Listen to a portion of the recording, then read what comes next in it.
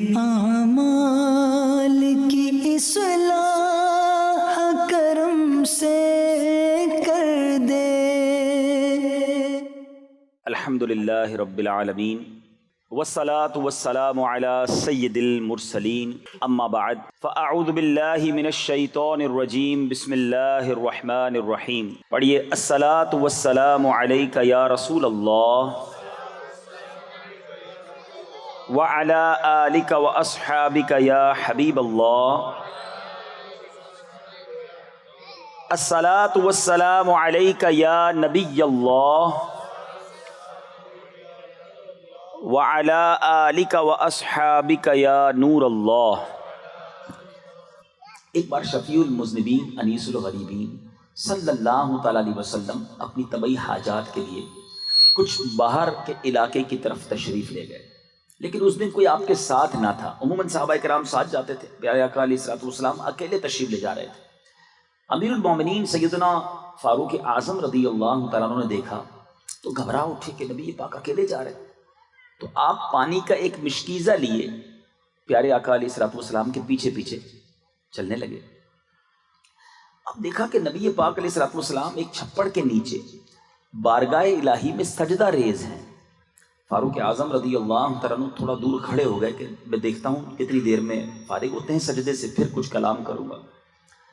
اب دیکھا کہ نبی پاک علیہ الصلوۃ والسلام نے طویل سجدہ کیا، اور جب سر اٹھایا تو فاروق اعظم رضی اللہ تعالیٰ کو دیکھا، اور اب میرے آقا علیہ الصلوۃ والسلام نے جو ارشاد فرمایا، کمال کا فرمان، میرے آقا فرماتے ہیں، اے عمر تم نے اچھا کیا جو مجھے سجدے میں دیکھ کر پیچھے ہٹ گئے، بے شک ابھی جبریل امین میرے پاس آئے اور عرض کرنے لگے، یا رسول اللہ صلی اللہ تعالی علیہ وآلہ وسلم، آپ کا جو بھی امتی آپ پر ایک بار درود شریف پڑھے گا، اللہ عز و جل اس پر 10 بار رحمت نازل فرمائے گا اور اس کے 10 درجات بلند فرمائے گا۔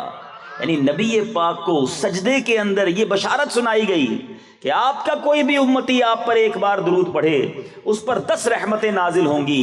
میرے میٹھے اور پیارے اسلامی بھائیوں، مدنی چینل کے ناظرین، آج دنیا میں کون ہے جو یہ نہیں چاہتا کہ اللہ کی رحمتیں میرے ساتھ ہوں؟ آپ میں سے کئی بیمار ہوں گے، قرض دار ہوں گے، پریشان ہوں گے، مصیبت زدہ ہوں گے۔ مجھے بتاؤ، ایک رحمت اللہ کی مل جائے تو مشکلیں آسان ہو جائیں۔ درود پڑھنے پر 10 رحمتیں ملتی ہیں۔ گویا اگر کوئی یہ چاہتا ہے کہ صبح و شام مجھ پر رحمتوں کی برسات ہوتی رہے، تو میرے میٹھے اسلامی بھائیوں، وہ صبح و شام درود پاک پڑھتا رہے، اس پر رحمتیں برستی رہیں گی۔ آپ گھر سے نکلیں، درود پڑھنا شروع ہو جائیں۔ بہت سارے ایسے ہوں گے جو جاب کرتے ہوں گے، موٹر سائیکل پر، گاڑی پر، بس میں، جو گھر سے آفس کا راستہ ہے، اگر اس راستے میں درود پڑھتے رہیں، ذرا سوچئے، رحمتیں ساتھ ہیں۔ آفس پر پہنچ گئے، کاروبار کی جگہ پر پہنچ گئے، درود پڑھتے رہیں، جب جب موقع ملے رحمتیں برستی رہیں گی۔ انشاءاللہ بیماریاں بھی دور ہوں گی، روزی میں بھی برکت ہو جائے گی، اور اللہ نے چاہا ڈھیروں نیکیاں بھی ہاتھ آئیں گی۔ میں بھی نیت کرتا ہوں، آپ بھی نیت کر لیں کہ اب انشاءاللہ روزانہ کثرت کے ساتھ درود پاک پڑھیں گے۔ زبان ذکر و درود سے تر رہے، اس سے اچھی کیا بات ہوگی؟ تو خدا را اپنی زبان کو ذکر و درود سے تر رکھیں، فضول باتوں سے بچائیں۔ میں چوٹ کرنے کے لیے ایک بات کہتا ہوں، چوٹ کرنے کے لیے اگر آج یہ اعلان کر دیا جائے، اسکیمیں نکلتی رہتی نا، نئے نئے پروگرام، نئے نئے پروجیکٹ آتے ہیں، ایک اسکیم لانچ ہو جائے، جو جتنے درود پڑھے گا اتنے روپے اس کو ملیں گے۔ اب آپ بتائیں کتنے درود پڑھیں گے؟ بندہ کہ یار ایک دن میں 10,000 درود پڑھنا کوئی مسئلہ نہیں ہے، اس کو کوئی بات نہیں کروں گا نا، فضول باتیں ختم، تسبیح لے کے بیٹھ جاتا ہوں، چھٹی آفس کی، ایک دن میں 10,000 درود، 10,000 روپے۔ کتنے درود پڑھیں گے آپ؟ اپنے دل پر ہاتھ رکھ کے بتائیے کہ ایک درود 1 روپے کی کیا ویلیو ہے، اور ایک درود پر اللہ کی 10 رحمتیں مل رہی ہیں۔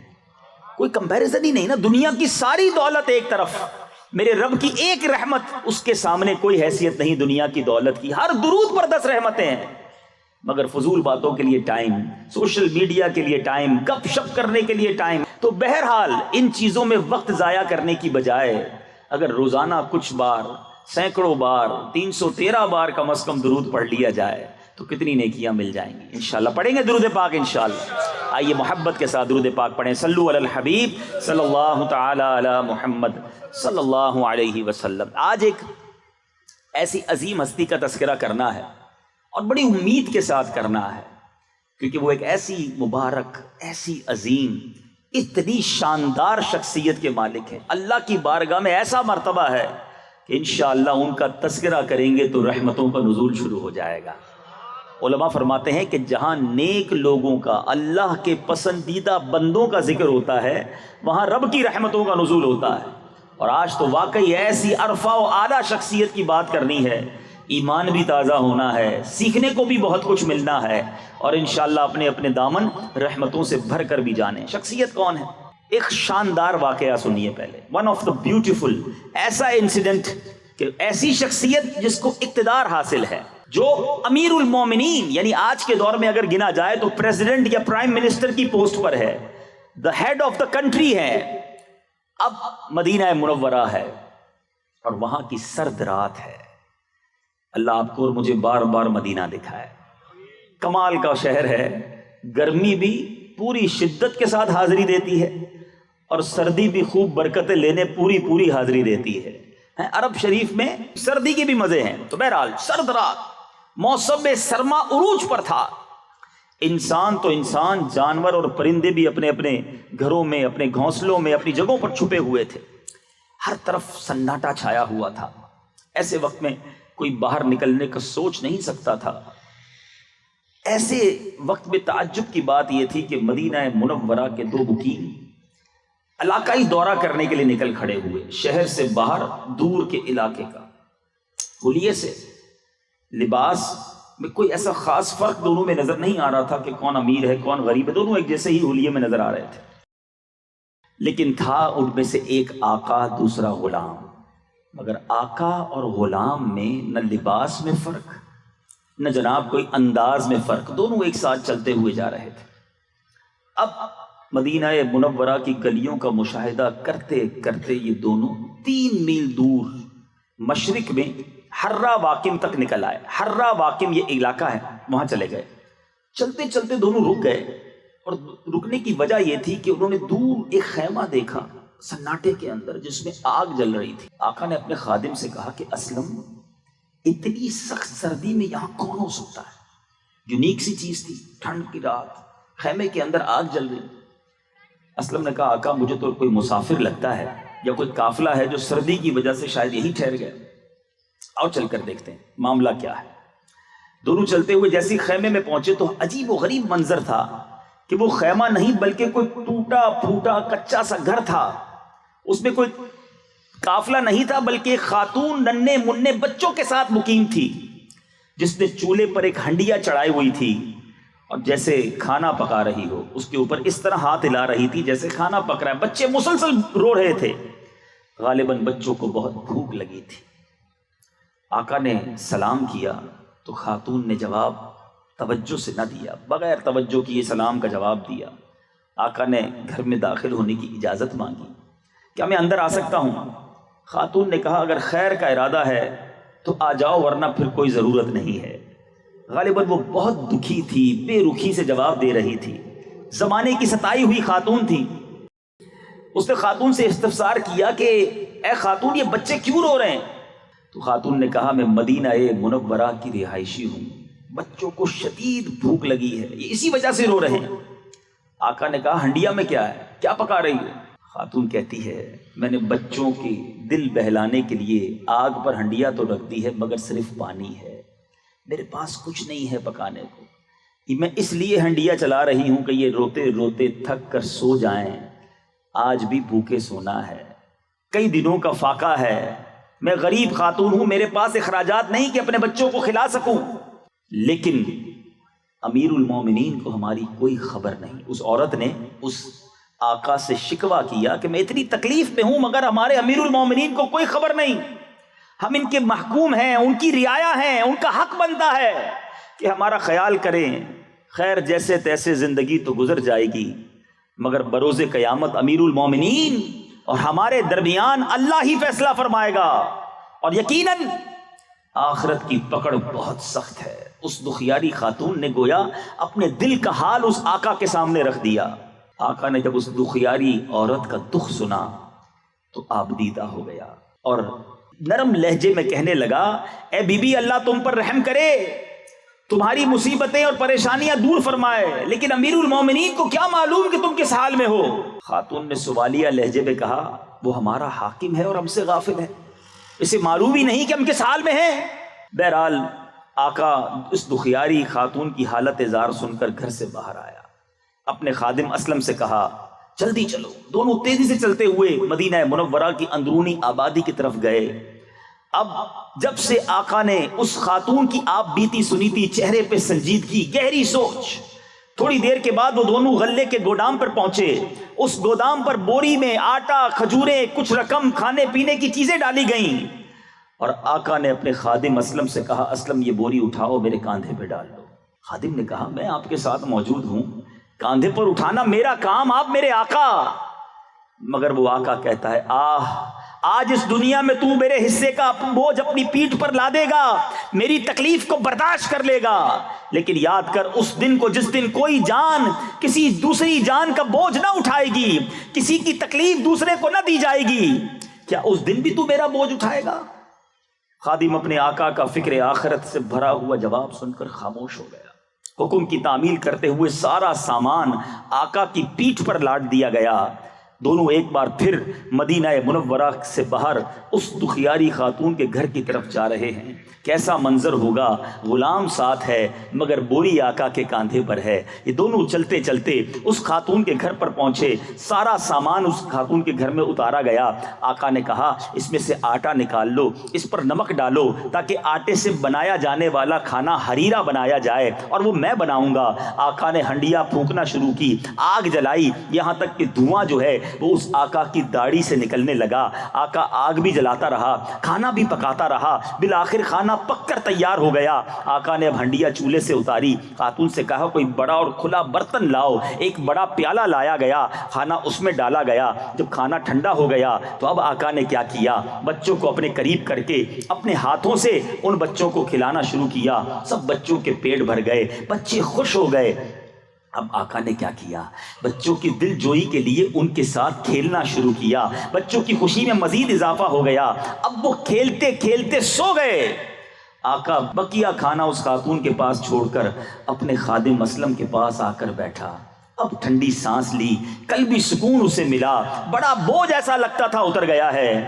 اب وہ خاتون اس آقا کی طرف متوجہ ہوئی، تعارف نہیں ہوا تھا ابھی تک، اور بہت سارے ہو سکتے ہیں یہاں اسلامی بھائی بھی نہ جانتے ہوں یہ آقا کون، یہ خادم کون، یہ خاتون کون، یہ کون تھا جس کو اتنا خیال تھا۔ اے بدری چینل کے ناظرین سنیے، اب وہ خاتون پوچھتی ہے تم اتنے شفیق اور رحم دل ہو، اس مصیبت کی گھڑی میں تم نے ہماری مدد کی، میرے روتے ہوئے بچوں کے چہروں پر مسکراہٹ کے موتی بکھیرے، میں کس منہ سے تمہارا شکریہ ادا کروں؟ اللہ تمہیں اس کی بہتر جزا عطا فرمائے۔ حقیقت تو یہ ہے کہ تم ہی امیر المومنین بننے کے حقدار ہو۔ اسلم دیکھ رہا تھا کہ اب اس خاتون کے لہجے میں واضح فرق آ گیا ہے اور وہ دل سے بہت خوش دکھائی دے رہی ہے۔ اس آقا کی جگہ کوئی اور ہوتا خوشی سے پھولا نہ سماتا، لوگوں پہ جا کر سینہ چوڑا کر کے اپنا کارنامہ بیان کرتا، لیکن اس آقا نے ان تعریفی کلمات پر کوئی توجہ نہ دی اور کہا کہ اے بی بی جیسا تم کہہ رہی ہو ایسا بالکل نہیں، میں اور امیر المومنین بننے کا حقدار، یہ تو بڑی عجیب بات ہے۔ ہاں ایک بات ضرور ہے کہ اگر تم کبھی امیر المومنین کے دربار میں آؤ گی تو مجھے وہاں ضرور دیکھو گی۔ پھر آقا اللہ کا شکر ادا کرتے ہوئے اپنے خادم اسلم کی طرف متوجہ ہو کر کہنے لگا اے اسلم، بھوک نے ننھے منھے بچوں کو جگا رکھا تھا اور بھوک ہی مسلسل انہیں رلا رہی تھی، میں نے ان کی یہ حالت دیکھی تو مجھے اپنے بچے یاد آ گئے، میں نے اپنے دل میں تہیہ کر لیا جب تک ان بچوں کی بھوک کو شکم سیری، رونے کو ہنسنے اور ان کے غم کو خوشی اور مسرت میں تبدیل نہ کر دوں تب تک چین سے نہ بیٹھوں گا، نہ ہی واپس اپنے گھر جاؤں گا۔ اللہ کا شکر ہے میں اپنے مقصد میں کامیاب ہو گیا۔ اے میرے میٹھے اسلامی بھائیوں، سوچئے تو صحیح، سب کے ذہنوں میں یہ سوال پیدا ہوگا کہ مدینہ منورہ کی سرد رات میں یہ کون تھا؟ اپنے خادم کے ساتھ شہر کا دورہ کرنے والی یہ شخصیت کون تھی؟ یہ کون تھا کہ جس نے خادم اور آقا کا امتیاز ختم کیا؟ یہ کون تھا جو اپنے خادم کے ساتھ بھی حسن اخلاق سے پیش آتا تھا؟ آقا علیہ الصلوۃ والسلام کی امت کی خیر خواہی کا جذبہ کیسا کوٹ کوٹ کر بھرا تھا؟ یہ کون تھا جس نے رات گئے ایک غریب اور نادار عورت اور اس کے روتے بچوں میں خوشیاں تقسیم کی، ہر لفظ سے جس کے خوف خدا ظاہر ہوتا تھا؟ یہ کون تھا جس نے بچوں کو اپنے ہاتھوں سے کھانا کھلایا، جس نے بچوں کے ساتھ کھیل کر ان کی دل جوئی کی، انہیں خوش کیا، جس کے عمل کو دیکھ کر وہ خاتون بے ساختہ پکار اٹھی کہ تم ہی امیر المومنین بننے کے حقدار ہو؟ جی ہاں میرے میٹھے اسلامی بھائیوں، آقا علیہ الصلوۃ والسلام کی دکھیاری امت کی خیر خواہی کا عظیم جذبہ رکھنے والا یہ شخص کوئی اور نہیں بلکہ خلیفہ ثانی امیر المومنین سیدنا فاروق اعظم رضی اللہ تعالیٰ عنہ ہے۔ یہ سیدنا عمر فاروق اعظم رضی اللہ تعالیٰ عنہ ہیں جن کی زندگی میں ایسے ایک نہیں 20 واقعات ہیں۔ دکھ امت کا، خیال امت کا، احساس ذمہ داری کیسی تھی، یہ واقعہ آج کے دور اور رہتی دنیا کے حکمرانوں کے لیے، رہتی دنیا کے اقتدار میں آنے والوں کے لیے کیسا درس ہے کہ جس کو جس چیز کا ذمہ دار بنایا گیا وہ اس بات کا خیال رکھے۔ ٹھیک ہے ہم میں یہاں کوئی وزیر نہیں بیٹھا، ہم میں یہاں کوئی حکومت کا بندہ نہیں بیٹھا، مگر ہم بھی ذمہ دار ہیں۔ کسی کو محلے کی ذمہ داری ہوتی ہے، کسی کے پاس برادری کی ذمہ داری ہوتی ہے، کسی کے پاس گھر کی ذمہ داری ہوتی ہے، کوئی گھر میں بڑا بھائی ہوتا ہے، کوئی والد ہوتا ہے۔ ہر کسی کو اپنی رعایا کا خیال رکھنا چاہیے، ہر کسی کے پاس جو ذمہ داری ہے اس بات کا خیال رکھنا چاہیے۔ حضرت عمر رضی اللہ تعالیٰ عنہ امیر المومنین تو کیا بنے، انصاف کی ایسی مثال قائم کی، ذمہ داری کا احساس کیسا تھا۔ میرے میٹھے اسلامی بھائیوں، ایک بار امیر المومنین مولا مشکل کشا کرم اللہ تعالیٰ وجہ الکریم کیا فرماتے ہیں کہ میں نے امیر المومنین حضرت عمر فاروق رضی اللہ تعالیٰ عنہ کو دیکھا کہ اونٹ پر سوار ہو کر بڑی تیزی سے کہیں جا رہے تھے۔ میں نے کہا یا امیر المومنین کہاں تشریف لے جا رہے ہیں؟ جواب دیا صدقے کا ایک اونٹ بھاگ گیا ہے، اس کی تلاش میں جا رہا ہوں۔ اگر دریائے فرات کے کنارے پر بکری کا ایک بچہ بھی مر گیا تو بروز قیامت عمر سے اس کے بارے میں پوچھ گچھ ہوگی۔ یہ تھا احساس ذمہ داری۔ آج لوگ دوسروں کا مال ہڑپ کر جاتے ہیں، آج دوسروں پر ظلم کرتے ہیں، کسی کی زمین پر قبضہ کر لیتے ہیں، انہیں یہ احساس نہیں کہ مرنے کے بعد کیسے جواب دیں گے۔ وہ امیر المومنین ہیں، پوری رعایا کا خیال ہے، کہیں کسی کے ساتھ نا انصافی نہ ہو جائے۔ اللہ غنی، اتنا بڑا مرتبہ ہونے کے باوجود خوف خدا کا عالم کیا ہے، فکر آخرت کا عالم کیا ہے، اپنے آپ سے احتساب کرنے کا عالم کیا ہے۔ حضرت سیدنا حسن بصری رحمۃ اللہ تعالی علیہ فرماتے ہیں کہ حضرت سیدنا عمر بن خطاب رضی اللہ تعالیٰ عنہ بسا اوقات آگ کے قریب ہاتھ لے جاتے، پھر اپنے آپ سے سوال کرتے۔ ہم بھی تو روزانہ آگ دیکھتے ہیں نا، مگر انداز دیکھیں، آگ کے قریب ہاتھ لے جا کر اپنے آپ سے سوال کرتے، اے خطاب کے بیٹے، کیا تجھ میں یہ آگ برداشت کرنے کی طاقت ہے؟ سوچو احتساب کا انداز کیا تھا، آخرت کی یاد کرنے کا انداز کیا تھا۔ آپ کا ایک انداز یہ بھی کتابوں میں لکھا کہ آپ روزانہ اپنے آپ کو ایک درہ مارتے، درہ کہتے کوڑے کو، اپنے آپ کو مار کر کہتے کہ بتا تو نے آج یہ عمل کیوں کیا۔ مرنے کے بعد جب آپ کو لوگوں نے غسل دیا ان کی چیخیں نکلیں کیونکہ آپ کے بدن پر جا بجا دروں کے نشانات تھے۔ اتنا فکر آخرت، اتنا خوف خدا۔ حضرت سیدنا فاروق اعظم رضی اللہ عنہ فرمایا کرتے جہنم کو کثرت سے یاد کرو کیونکہ اس کی گرمی نہایت سخت اور گہرائی بہت زیادہ ہے، اور اس کے ہتھوڑے لوہے کے ہیں جن سے مجرموں کو مارا جائے گا۔ اے میرے میٹھے اور پیارے اسلامی بھائیوں، کس قدر خوف خدا میں روتے تھے۔ آپ کے بارے میں آتا ہے کہ آپ اتنے آنسو بہاتے کہ رونے کی وجہ سے آپ کے چہرے پر 2 سیاہ لکیریں بن گئی تھی۔ اور آج ہم ہیں، وہ گناہگار نہیں، وہ جنتی ہیں، وہ نبی پاک علیہ الصلوۃ والسلام سے جنت کی بشارت سن چکے ہیں، مرتبہ اتنا عرفہ و اعلیٰ ہے۔ ارے ایک ہی حدیث آپ کے فضیلت کے لیے کافی ہے کہ سرور کائنات علیہ الصلوۃ والسلام فرمائیں میرے بعد کوئی نبی ہوتا تو عمر ہوتا۔ اتنا بڑا مرتبہ، یقیناً نبوت کا دروازہ بند، میرے آقا خاتم النبیین ہیں، مگر کیسا مرتبہ، کیسا مقام کہ آقا فرماتے میرے بعد کوئی نبی ہوتا تو وہ عمر ہوتا، مگر عمر کیسا، آنسو بہانے والے، گریہ وزاری کرنے والے۔ آپ کے بیٹے کہتے ہیں، میں اور آپ بھی نماز پڑھتے ہیں، پہلے تو افسوس یہ ہے کہ بڑی تعداد میں مسلمان نماز بھی نہیں پڑھتے، مگر حضرت عمر کی نماز کیسی تھی، خوف خدا کا عالم کیا تھا۔ آپ کے صاحبزادے حضرت عبداللہ ابن عمر رضی اللہ تعالیٰ عنہ فرماتے ہیں کہ میں نے امیر المومنین سیدنا عمر رضی اللہ تعالیٰ عنہ کے پیچھے نماز ادا کی، اپنے والد کے پیچھے نماز ادا کی، تو کہتے ہیں میں نے 3 صفوں پیچھے آپ کے رونے کی آواز سنی۔ آپ نماز پڑھ رہے ہیں، اس قدر روتے تھے کہ 3 صفیں پیچھے بھی رونے کی آواز آتی تھی۔ کبھی ایک بار once in a lifetime ایسا ہوا ہو نماز پڑھتے پڑھتے ہمارے آنسو بہے ہو۔ نماز میں تو ہمارا دھیان ہی کہیں اور ہوتا ہے، ہمیں تو پتہ ہی نہیں۔ میں آپ کا ٹیسٹ لینا چاہتا ہوں، ہو سکتا ہے اس نے زن کر لیتا ہوں کہ آج بہت سارے اسلامی بھائیوں نے ایسے ہوں گے جنہوں نے عشاء کی نماز جو ہے وہ باجماعت پڑھی ہوگی۔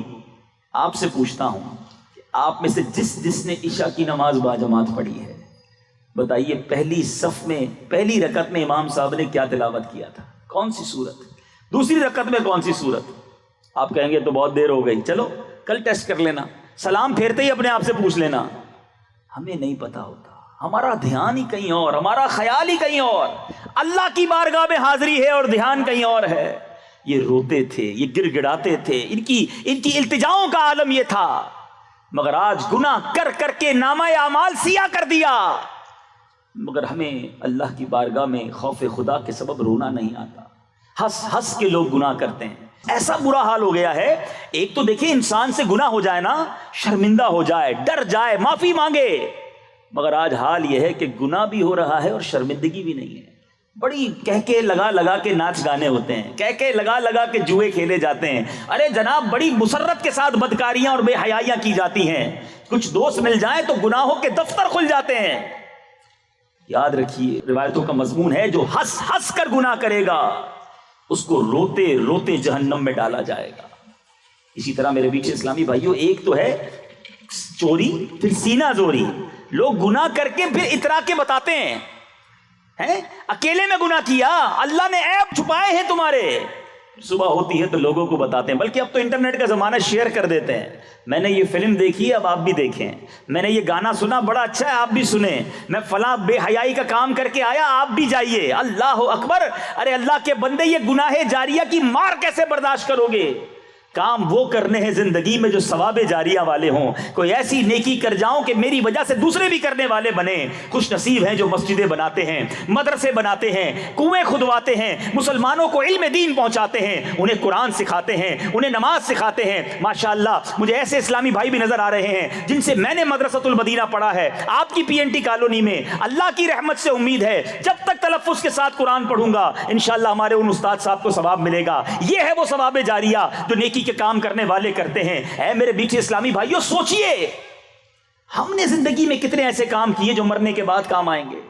آج لوگ ایسے گناہ کرتے ہیں کہ جس سے گناہ جاریہ کا کام۔ ایک مثال دیتا ہوں، آج کے دور میں موبائل فون پر میوزیکل ٹیون رکھی جاتی ہے۔ پہلے تو وہ میوزیکل ٹیون ہوتی تھی جو ہم سنتے ہیں، وہ بھی حرام ناجائز نہیں رکھنی چاہیے، مگر ایک میوزیکل ٹیون میوزک کی وہ ہوتی ہے جو مجھے کال کرنے والا سنے، میں نہ سنوں، جو مجھے کال کرے وہ بھی گانے سنے، چاہے اس کو سننے کے نہیں سننے۔ اللہ کے بندو، اتنا گناہ کمانے کا شوق ہے، تم فون نہ بھی اٹھاؤ وہ تمہاری وجہ سے میوزک سنے گا، اس کا گناہ کس کو ہوگا؟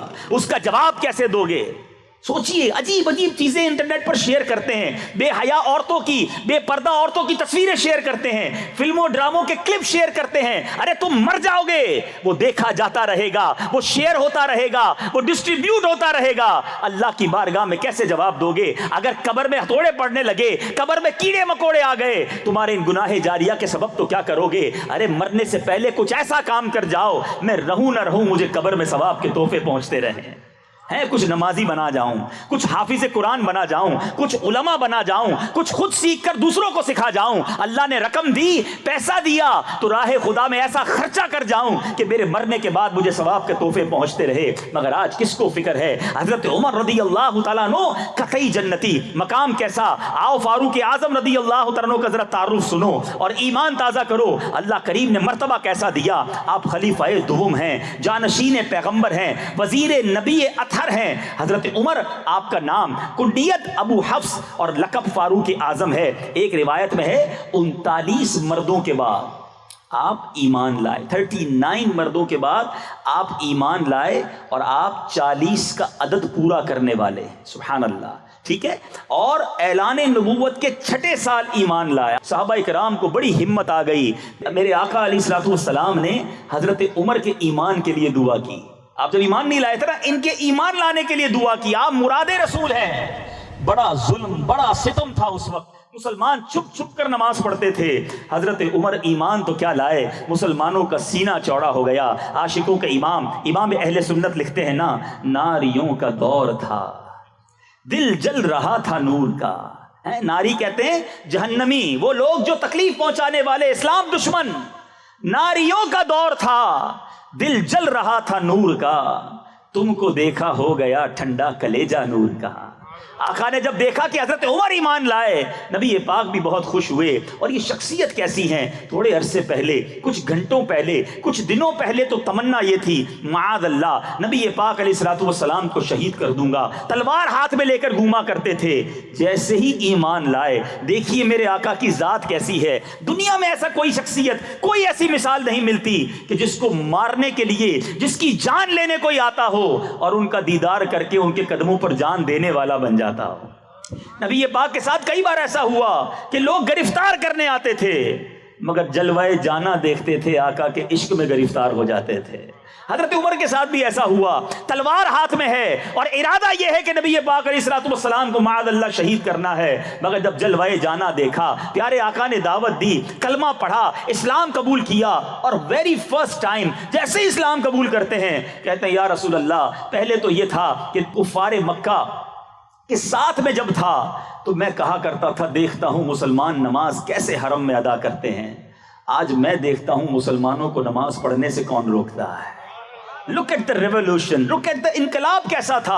اب چلیے، کیا ہم حق پر نہیں؟ کیسے کوئی ہمیں نماز پڑھنے سے روک سکتا ہے؟ مسلمان کعبے میں کھلے عام اذان نہ دے سکتے تھے، نماز نہ پڑھ سکتے تھے۔ حضرت عمر رضی اللہ تعالیٰ عنہ، اب 40 کا عدد پورا ہوا، پیارے آقا سے عرض کی آقا کیا ہم حق پر نہیں ہیں؟ ہم کیوں چھپ کر نماز پڑھیں؟ ہم کیوں چھپ کر رب کا نام لیں؟ چلیے مسجد الحرام میں چلتے ہیں، کعبہ مشرفہ میں چلتے ہیں۔ اب یہ 40 مسلمان گھر سے نکلتے ہیں، ایک صف کی قیادت کر رہے ہیں حضرت عمر رضی اللہ تعالیٰ عنہ، دوسری صف کی قیادت کر رہے ہیں حضرت حمزہ رضی اللہ تعالیٰ عنہ۔ جب دونوں کے ہاتھ میں تلواریں ہیں اور اس طرح یہ قافلہ جناب مسجد الحرام میں جاتا ہے، کفار کے دل دہل گئے، اب ان کا مقابلہ کیسے کریں؟ ان کے پاس عمر بھی ہیں، حمزہ بھی ہیں، اور حضرت عمر نے ایک شاندار اعلان کیا، جس کو اپنی بیوی بیوہ کروانی ہو، جس کو اپنے بچے یتیم کروانے ہو، آج عمر کے سامنے آ جائے۔ علل اعلان نماز شروع ہوتی ہے، علل اعلان سجدے کیے جاتے ہیں، مسلمانوں کو ایک نیا عروج ملتا ہے۔ علماء بڑی پیاری بات کہتے ہیں، میرے بیچ اسلامی بھائیوں، مجھے اور آپ کو عزت کیسے ملی؟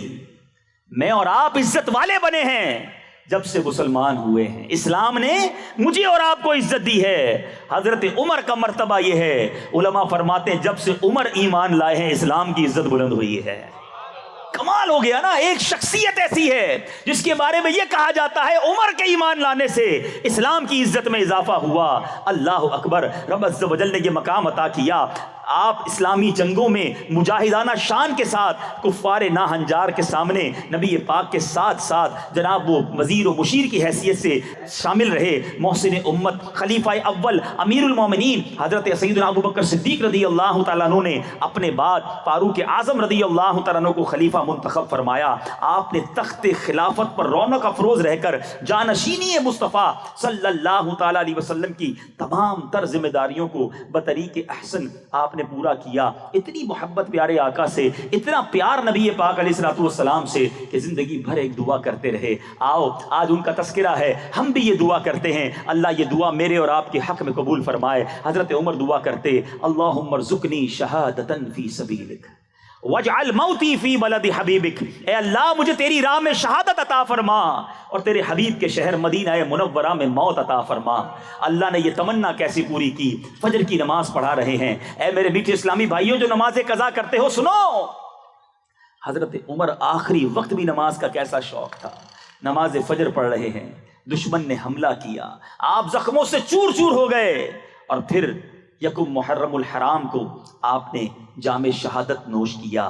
63 برس آپ کی عمر ہے، اللہ نے شہادت بھی دی، موت بھی مدینے میں ملی، اور محبوب کا ساتھ کیسا ملا کہ آج بھی سنہری جالیوں کے اندر نبی پاک کے ساتھ روضہ انور میں موجود ہیں۔ ساری دنیا میں جب بھی کوئی مدینہ منورہ حاضری دے گا، روضہ رسول پر جہاں جائے گا، نبی پاک کی بارگاہ میں جب سلام پیش کرے گا، اس کے بعد صدیق اکبر رضی اللہ تعالیٰ عنہ اور حضرت عمر رضی اللہ تعالیٰ عنہ کو سلام پیش کرے گا۔ اللہ غنی، حضرت ابو بکر صدیق اور حضرت عمر وہ ہستی ہیں جنہیں شیخین کریمین کہا جاتا ہے۔ یہ میرے آقا کے دو صاحب ایسے ہیں جو آج مزار میں بھی ساتھ ہیں۔ اور ایک حدیث پاک کا بڑا پیارا مضمون ہے، ایک بار میرے آقا صحابہ کرام کے سامنے تشریف لائے، دائیں ہاتھ میں ابو بکر صدیق رضی اللہ تعالیٰ عنہ کا ہاتھ ہے، یار غار ہیں، بائیں ہاتھ میں عمر فاروق کا ہاتھ ہے، اور جب یہ دونوں لے کر آگے آ رہے ہیں، میرے آقا نے فرمایا دیکھ لو، جس طرح آج ہم آئے ہیں اس طرح میدان محشر میں بھی اسی طرح آئیں گے۔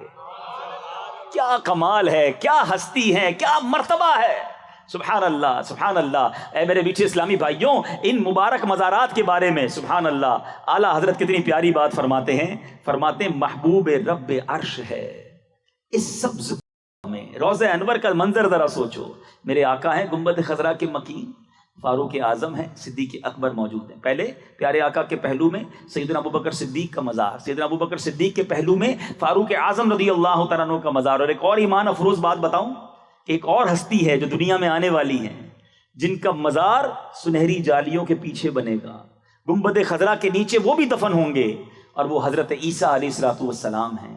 جب قیامت سے پہلے وہ تشریف لائیں گے، جتنا عرصہ دنیا میں گزاریں گے، جب وہ دنیا سے پردہ فرمائیں گے تو نبی پاک کے ساتھ روضہ انور کے اندر ہوں گے۔ اب ذرا سوچئے، اعلیٰ حضرت کہتے ہیں بتاؤں اس گنبد کے نیچے کیا ہے؟ فرماتے محبوب رب عرش ہے، عرش والے مالک کا محبوب وہ کہاں ہیں؟ اس سبز قبہ میں۔ محبوب رب عرش ہیں اس سبز پہلو میں جلوہ گاہ عتیق و عمر کی ہے۔ عتیق لقب حضرت ابو بکر صدیق کا، حضرت عمر اور حضرت ابو بکر صدیق کی طرف اشارہ ہے۔ سنو، محبوب رب عرش ہیں اس سبز پہلو میں جلوہ گاہ عتیق و عمر کی ہے، سادین کا کران ہے، پہلو ماہ میں جھرمٹ کیے ہیں تارے، تجلی کمر کی ہے۔ کیا بات ہے میرے بیچ اسلامی بھائیوں، حضرت عمر فاروق رضی اللہ عنہ کی سیرت وہ ہے جن سے خوف خدا سیکھنے کو ملتا ہے، عشق رسول سیکھنے کو ملتا ہے، احساس ذمہ داری سیکھنے کو ملتا ہے، تقویٰ سیکھنے کو ملتا ہے،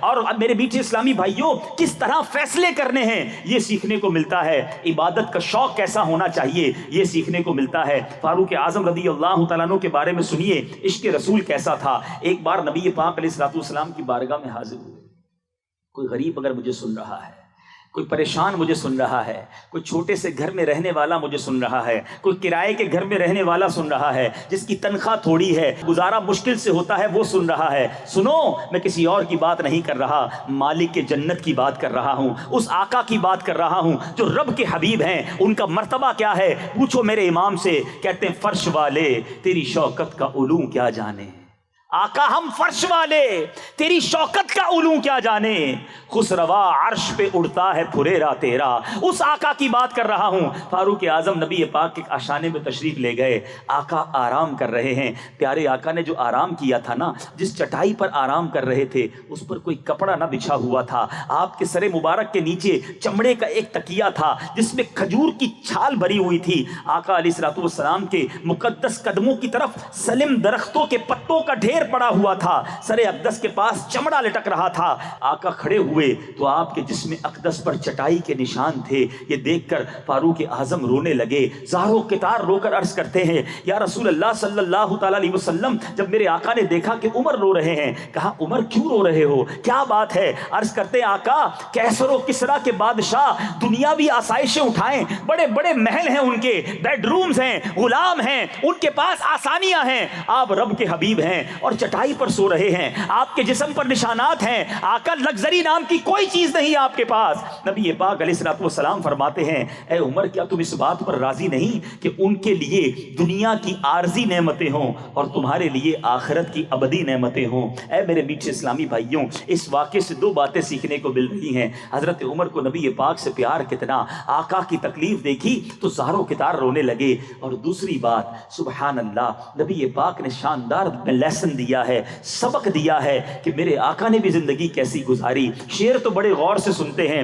جھوم کر پڑھتے ہیں کہ ہے چٹائی کا بچھونا، کبھی خاک ہی پہ سونا، کبھی ہاتھ کا سرہانا، مدنی مدینے والے تیری سادگی پہ لاکھوں، تیری عاجزی پہ لاکھوں، ہو سلام عاجزانہ مدنی مدینے والے۔ مگر آقا کی ان باتوں پر غور کیوں نہیں کرتے کہ نبی پاک فرماتے ہیں ہمارے لیے اخروی نعمتیں ہیں، جو غریب ہو، جو مسکین ہو، جو پریشان ہو، اگر وہ صبر کرے تو مالداروں سے کئی سو سال پہلے جنت میں داخل ہو جائے گا، اللہ ابدی نعمتیں اسے عطا فرمائے گا۔ میں کل ہی ایک روایت پڑھ رہا تھا، احیاء العلوم میں امام غزالی نے لکھا، کوئی شخص بازار جائے، بہت بار ایسا ہوتا ہے ہم بازار جاتے ہیں، کوئی چیز دیکھتے ہیں پسند بھی آتی ہے، خرید نہیں سکتے، واپس آ جاتے ہیں۔